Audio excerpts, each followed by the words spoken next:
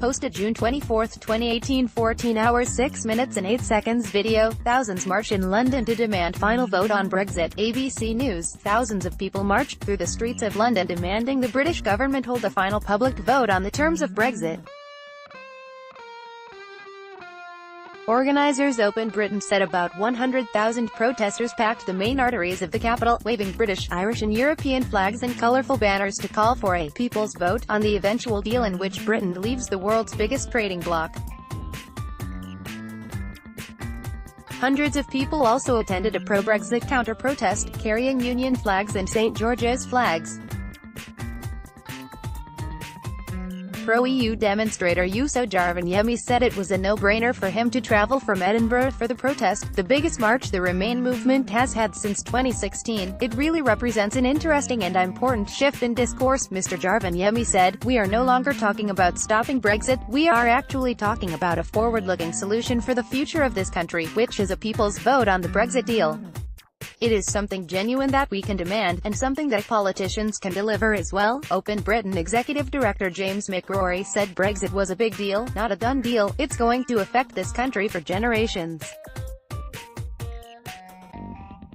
The younger people in this country, many of whom will be out there marching today, are going to have to live with these decisions, he said. The most democratic thing to do, in my opinion, when we see that politicians in Westminster are making a mess of it, is to go back to the people and say, have a people's vote on the final Brexit deal. But a pro-Brexit marcher, Shazia Hobbs, told the BBC, we voted to leave so we should leave. What do they want? Best of three. We voted for Brexit. Saturday marked 2 years since Britain voted 52 to 48% to quit the 28-nation EU. Its official exit is slated for March 2019. Airbus and BMW warn off Brexit business fallout this week. Aerospace giant Airbus said it would reconsider its future investment in the UK if Britain left the EU single market and customs union without a deal. Airbus employs more than 14,000 people, contributing more than $16 billion to the British economy a year.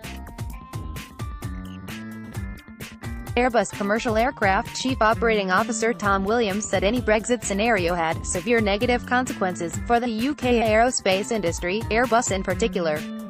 Mr. Williams said Airbus had sought to highlight their concerns over the past 12 months, without success. Far from Project Fear, this is a dawning reality for Airbus. Put simply, a no-deal scenario directly threatens Airbus' future in the UK, Mr. Williams said.